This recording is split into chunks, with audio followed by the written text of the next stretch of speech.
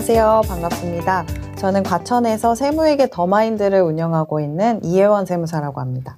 네, 안녕하세요. 저는 대전에서 바른빛 세무회계를 운영하고 있는 지정현 세무사라고 합니다.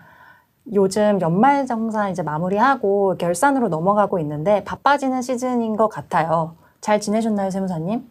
네, 잘 지내고 있다고 말씀드리고 싶은데 오늘 아침에 거울을 보니까 다크서클이 많이 내려왔더라고요. 그래서 오늘 그걸 감추려고 화장을 좀 신경 썼고 나왔더니 좀 나아진 것 같습니다.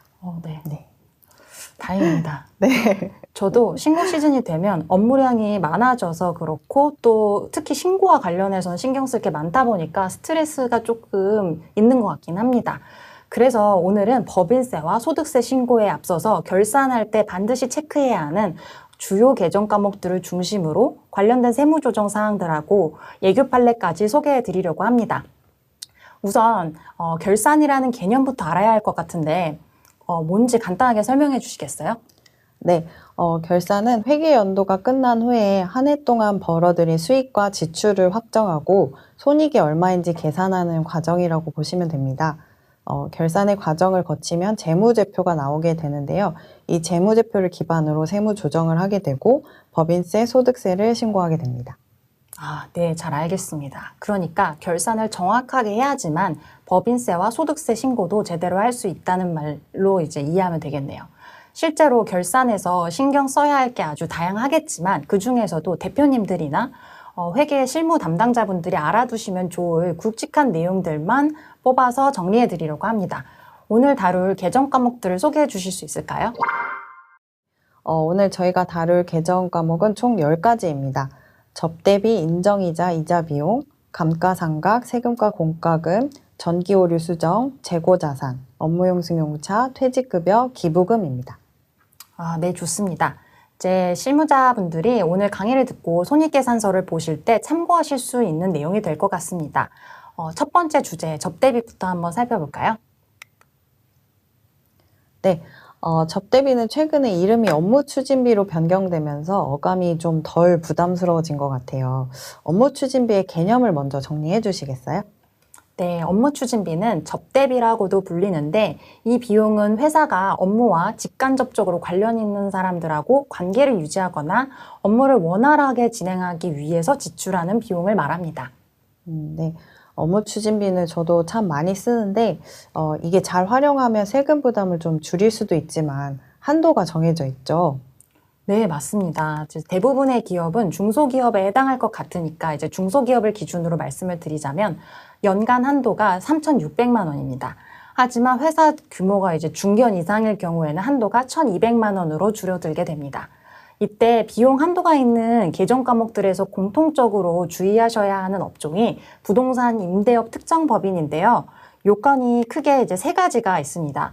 첫 번째, 지배주주 지분이 50%를 초과하고 두 번째, 부동산 관련 임대소득과 이자소득, 배당소득, 즉 불로소득 성격의 매출이 총 수입의 50% 이상이고 세 번째, 상시 근로자 수가 5명 미만인 법인이라면 업무추진비의 한도가 50%로 줄어들게 됩니다. 예를 들면 부동산 임대법인은 중소기업 규모여도 업무추진비 한도가 3,600만 원이 아니라 그 50%인 1,800만 원으로 줄어드는 것이라고 보면 됩니다. 네, 설명 감사합니다. 업무추진비 한도가 매출액에 따라 늘어나기도 하잖아요. 얼마나 늘어나나요? 업무추진비 한도가 증가하는 비율은 매출 구간마다 다르긴 한데 이제 3단계로 나뉘게 됩니다.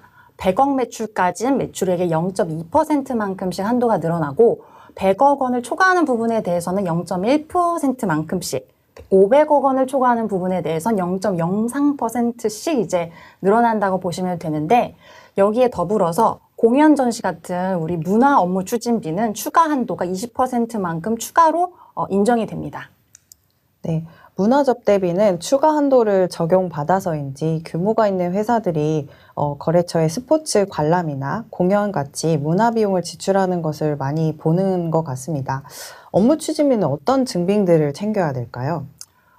이제 다른 비용들하고 마찬가지로 세금 계산서나 카드, 현금 영수증으로 적격 증빙을 챙기시면 되는데요. 일단 여기서 특이한 점이라고 하면 경조사비처럼 이제 현금으로만 지출해야 되는 성격의 비용들은 청첩장이나 부고 문자 등 캡처 사진을 남겨두시면 건당 최대 20만 원까지 비용 처리가 됩니다. 추가적으로 만약 상대방이 공직자나 언론인 같은 김영란법에 적용되는 대상자라고 한다면 건당 비용 5만 원을 초과하지 않도록 주의하시는 것도 관리하시면 좋을 것 같고요. 또 법인의 임직원이 개인 카드를 사용하면 업무 추진비로 인정되지 않을 수 있으니까 법인들은 주의하셔야겠습니다. 네, 그렇군요. 만약에 한도를 넘어선 업무 추진비는 어떤 세무 조정이 적용되나요? 네, 이제 한도를 넘어서는 접대비는 법인의 경우에는 기타 사회 유출로 손금 불산입이 되고 개인은 필요경비 불산입이 돼서 각각 법인세와 소득세가 늘어나게 됩니다. 예를 들어서 개인 사업자의 접대비 필요경비 부인액이 1,000만 원이었다면 한계 세율이 24%라고 가정을 하면 지방세까지 포함해서 1,000만 원의 26.4%인 264만 원만큼 소득세가 늘어나게 되는 것입니다. 와, 업무 추진비도 너무 많이 사용하면 세금의 직격탄으로 영향을 주겠네요. 그럼 이제 업무 추진비와 관련된 예규 판례들을 좀 소개해 주시겠어요? 네, 몇 가지 중요한 사례들만 소개해 드리려고 하는데요. 일반 기업을 제외하고는 접대비 한도가 3,600만 원이나 된다고 하니까 회사 입장에서는 솔직히 솔깃할 수도 있을 것 같아요. 근데 여기 이제 사전 예규 판례를 보시면 물적 시설이 없는 프리랜서 분들은 중소기업으로 보지 않기 때문에 한도가 1,200만 원이라는 걸 주의하셔야 합니다. 예를 들어서 보험 설계사나 경영지도사 같이 이제 업종 코드가 9자로 시작하는 소득세 3.3% 떼고 받는 분들은 한도가 1,200만 원으로 낮아진다는 점을 주의하셔야겠습니다. 그리고 접대비와 관련된 판례에서 자주 등장하는 키워드가 바로 상품권인데요. 법령에서는 적격증빙만 있으면 업무 추진비로 인정이 될 것처럼 보이지만 예규 판례에선 상품권의 경우엔 사용처까지 기록을 남겨야만 사업 관련성을 인정해주고 있습니다. 첫 번째 과세전 적부 심사 청구 사례에서는 거래처가 상품권을 받았다고 볼 만한 객관적인 증빙이 없기 때문에 사업과 관련한 지출로 보지 않았고 결국 접대비로 인정받지 못했습니다. 두 번째 심사 청구 사례의 법인은 상품권이 대부업의 자금 조달 과정에서 중개사에게 격려 포상을 위해 사용했다는 주장을 했지만 증빙으로 품위서나 그 기타 증빙을 제시하지 못했기 때문에 상품권은 대표자에게 상여 처분됐습니다. 그리고 마지막 감사원 심사 청구 사례 법인에선 상품권 지급액을 지급 내역을 제출했지만 그 신뢰도가 떨어졌던 것으로 보이는데요. 이제 건당 금액이 통상적인 결혼 축하 선물 범위를 벗어났던 것으로 봐서 접대비로 인정받지 못했던 사례였습니다. 네, 그렇군요. 상품권은 구입하는 것뿐만 아니라 그 지급처와 지급액, 전날 일자 등을 기록해둬야 된다고 저희 거래처 대표님들께 주의사항을 좀 전달 드려야 되겠습니다.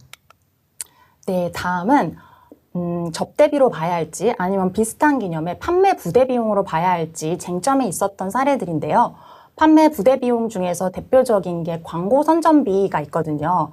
이제 접대비와 광고비 둘 가장의 그 큰 차이점은 첫째 지출 대상자가 특정되어 있는지 그리고 둘째 비용의 한도가 있는지 여부입니다.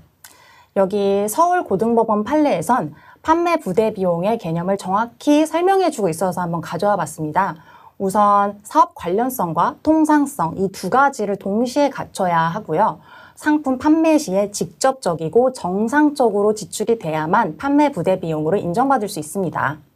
네, 업무 추진비는 특정 대상자에게 지출되고 한도가 있지만 광고비는 다수의 불특정 고객들에게 일관성 있게 지출되면서 그 한도가 없다는 것이 차이점인 것을 잘 알아둬야겠네요.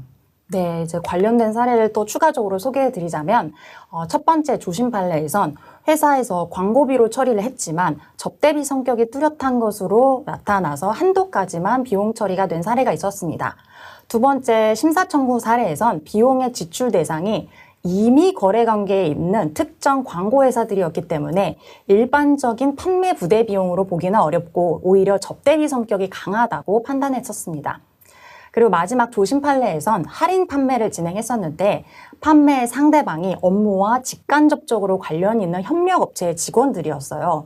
그러다 보니까 할인 판매 금액이 협력업체와 거래를 원활하게 진행하기 위한 접대비 성격으로 보게 되면서 통상적인 판촉 마케팅 활동 비용으로 인정되지 않았습니다. 네, 유익한 사례 공유해 주셔서 감사합니다. 비용의 계정 과목 분류부터 신중하게 주의를 기울이고 또 각 회사의 사실관계를 바탕으로 증빙 자료를 준비해야겠다는 생각이 드네요. 그럼 이제 마무리로 업무 추진비 계정 과목의 핵심 요약을 부탁드리겠습니다. 네.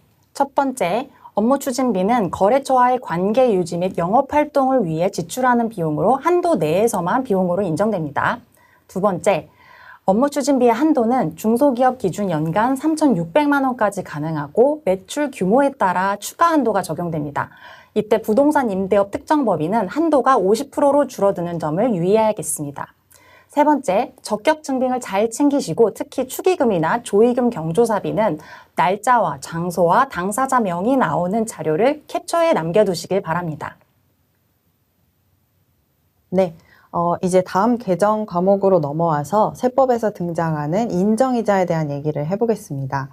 인정이자는 법인에서만 볼 수 있는 세무조정 항목입니다.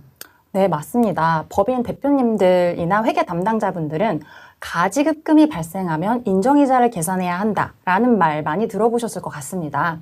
인정이자의 개념부터 설명해 주시겠어요, 세무사님? 네, 인정이자란 법인이 특수관계인에게 무상으로 또는 저금리로 자금을 빌려준 경우에 세법상 적정한 이자를 부담해야 한다는 취지에서 부과하는 이자율을 말합니다. 네, 법인이 대표자나 임원처럼 특수관계인에게 돈을 빌려주면 적정한 이자는 받아야 한다라는 취지로 보면 될까요? 네, 맞습니다. 그래서 법인 입장에서 실제로 적정한 이자를 받지 못했다고 하더라도 인정이자만큼은 입금으로 반영해서 과세를 하게 되는 것이죠.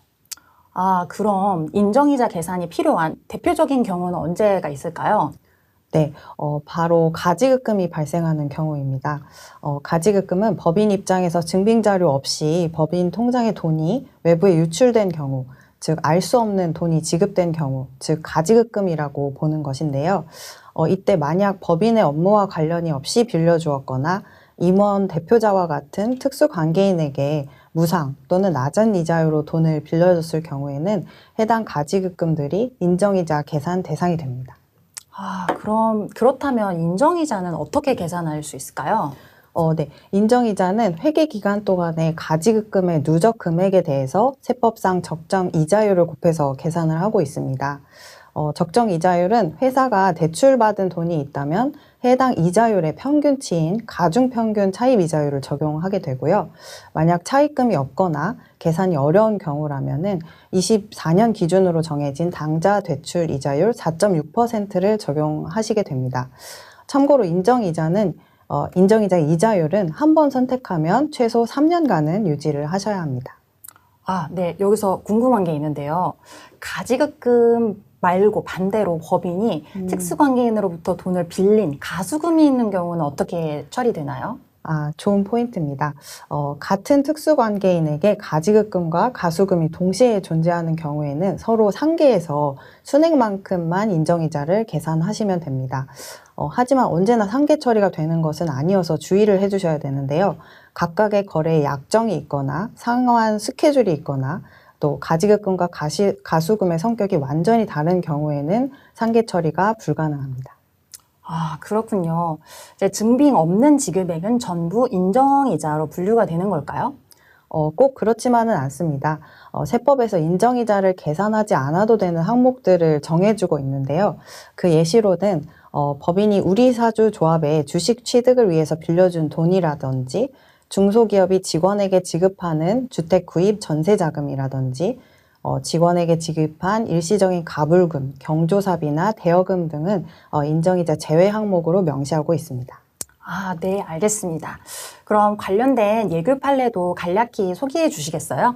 네, 사례를 간단히 소개를 해드리자면 대표이사의 배우자이자 또 직원인 사람에게 전세 자금을 대여해준 경우에는 인정이자 계산 대상에서 제외하고 있고요. 그리고 직원의 주택 전세 자금 용도로 금전을 대여한 경우에도 인정이자 계산 대상으로 보고 있지는 않습니다. 아, 네. 가지급금에 예외 항목들이 있다는 점 잘 알겠습니다. 인정이자하고 관련된 내용을 한번 정리해 주시겠어요?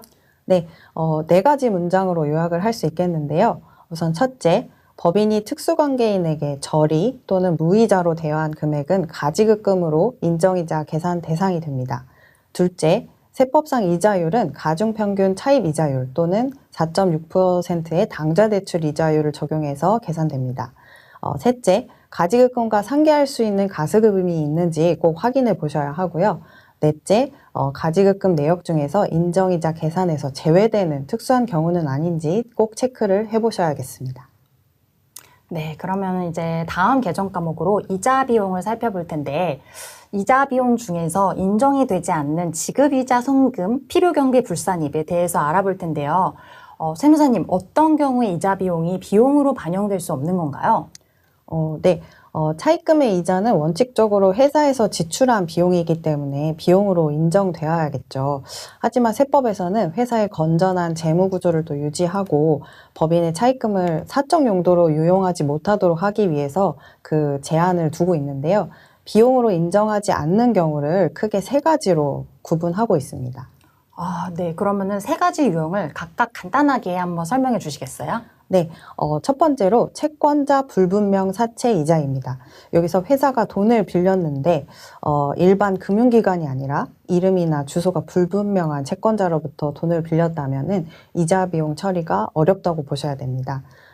둘째로 이자 비용의 지급처가 불분명한 경우에도 비용 처리가 불가능하시고요. 그리고 세 번째로 차입한 돈을 업무와 관련이 없는 부동산이나 서화 골동품, 사적 물품 등을 취득하는 데 사용하셨다면은 가지급금으로 보기 때문에 그 부분에 대해서도 이자 비용으로 인정되지는 않습니다. 네, 잘 알겠습니다. 근데 이제 개인 사업자라면 실무적으로 수입 금액이 이제 성실 신고 확인 대상자 정도가 되기까지는 통장 거래 내역이 투명하게 회계 처리되지 않는 게 사실 그렇잖아요. 네. 근데 워낙 개인 사업자의 통장은 사적 용도가 섞여 있기도 하고요. 그래서 개인은 똑같이 적용되는 건지 궁금합니다. 네. 개인 사업자도 지급이자에 대해서 비슷한 제재를 받기는 하는데 말씀하신 것처럼 개인은 법인과는 다르게 사업용이나 가사용이 혼재되어 있기 때문에 법인과 똑같이 제재를 받지는 않습니다. 개인은 초과 인출금이 발생했을 때 그 일부 이자 비용을 인정받으실 수가 없는데 사업용 대출액이 사업용 자산보다 커질 때 그 차익에 해당하는 이자 비용만큼은 사업 외에 사용된 것으로 봐서 비용으로 인정되지 않습니다. 아, 네, 알겠습니다. 이제 개인 사업자는 사업용 대출액이 사업용 자산가액보다 커질 때, 즉 초과 인출금이 발생했을 때 이자 비용에 제재가 있다는 거라고 생각하면 되겠네요. 이제 관련된 예규 판례도 간략하게 소개해 주실 수 있을까요? 네, 사례를 간략하게 소개를 해드리자면 목적 사업과 직접적인 관련이 없이 단순히 초기 자금이 부족해서 특수관계 법인에게 대여한 금액은 업무보관 가지급금으로 보아서 지급이자 송금 불산입 되었던 사례가 있었습니다. 아, 그렇군요. 이제 대출액의 사용처까지도 꼼꼼하게 살펴봐야겠습니다. 이자 비용에 대한 체크 포인트로 마무리해 주시겠어요? 네, 두 가지로 요약을 해드려 보겠습니다. 우선 첫째, 법인 대출의 채권자 또는 지급받는 자가 불분명하신 경우에는 업무와 관련이 없는 자산 취득 또는 가지급금에 해당하는 이자 비용은 비용 처리가 불가능합니다. 그리고 둘째, 개인은 사업용 대출을 받은 기간에 사업용 부채가 자산보다 커지게 되는 경우, 즉 초과 인출금에 대한 이자 비용은 처리가 불가능하십니다.